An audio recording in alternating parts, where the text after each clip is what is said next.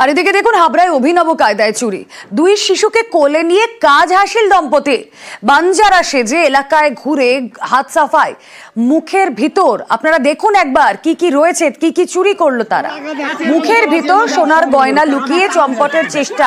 তাদের ব্যাগে কি কি রয়েছে আপনারা দেখুন, নগদ টাকা রয়েছে, আমরা দেখলাম কি দুজোড়া, আমরা দেখছি একজোড়া ঘড়ি, কিছু নগদ টাকা, গয়না, সোনার হার, তার পাশাপাশি আরো মূল্যবান বেশ কিছু জিনিস তারা এভাবে ব্যাগে ঢুকিয়ে চম্পট দেন। কথা বলবো, আমাদের প্রতিনিধি জিয়াউল আলম রয়েছেন সঙ্গে। জিয়াউল, বাউগাছি নাংড়া পাবড়িপাড়া এলাকায় একেবারে ভোর দুপুরে সেখানে চারজন ঘোরাঘুরি করছিল।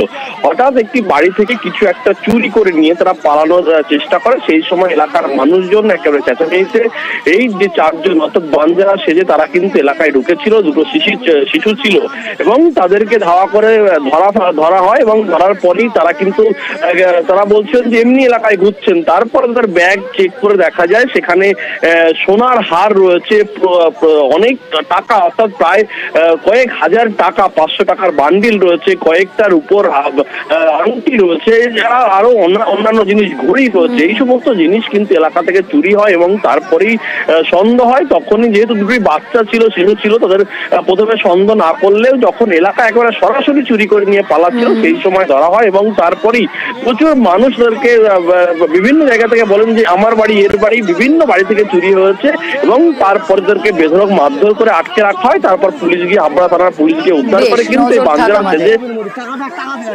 চুরি হয়েছে, উনি আসছে আস্তে চোর করছে, চোর ধরো চোর ধরো, চোর ধরে আমার স্বামী উনি ধরেছে চোরটাকে, গালের মধ্যে শোনা, মুখের মধ্যে সাইডে কানে 4 সেট কানের পেয়েছে, তারপরে একটা ব্যাগের মধ্যে নেকলেস ছিল, 10,000 টাকা ছিল, কানের আরো অনেক কিছু ছিল।